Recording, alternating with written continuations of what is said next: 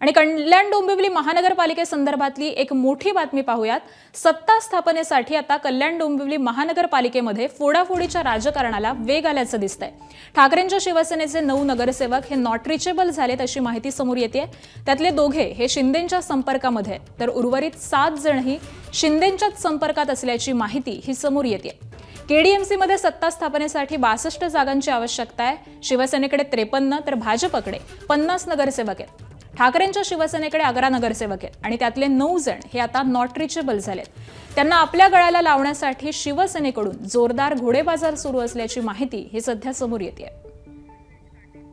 आणि याच संदर्भामध्ये आपण अधिक माहिती जाणून घेऊयात आमचे प्रतिनिधी सुरेश काटे यांच्याकडून। सुरेश, ठाकरेंच्या शिवसेनेचे हे खासदार नॉट रिचेबल असल्याची माहिती आहे। काही जण शिंदेंच्या संपर्कात देखील आहेत। कल्याण डोंबिवलीमध्ये नेमक्या कशा पद्धतीच्या घडामोडी घडतायत?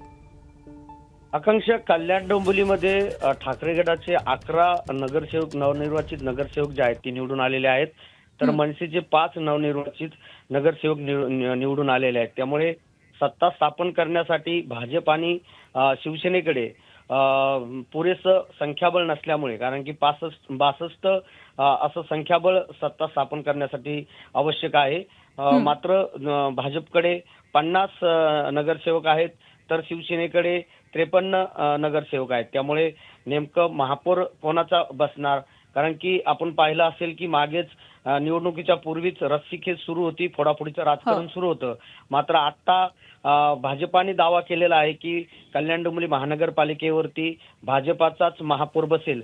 मात्र महापौर बसण्यासाठी 62 अशी संख्या आवश्यक आहे। ही संख्या भाजपकडे पण नाही आणि शिंदे गटाकडे देखील नाही। त्यामुळे जे राहिलेले निवडून आलेले जे ठाकरे गटाचे आणि मनसेचे नगरसेवक जे आहेत त्यांना आपल्याकडे खेचण्याचं काम जे आहे दोन्ही पक्षाकडून सुरू असल्याची माहिती आहे। त्यामुळे 9 नगरसेवक ठाकरे गटाचे नॉट रिचेबल आहेत, अज्ञातस्थळी ते गेले। नक्कीच, त्यामुळे येत्या काळात नेमकं कल्याण डोंबिवलीमध्ये काय घडतं हे पाहणं महत्त्वाचं असणार आहे। धन्यवाद सुरेश या सविस्तर माहितीसाठी।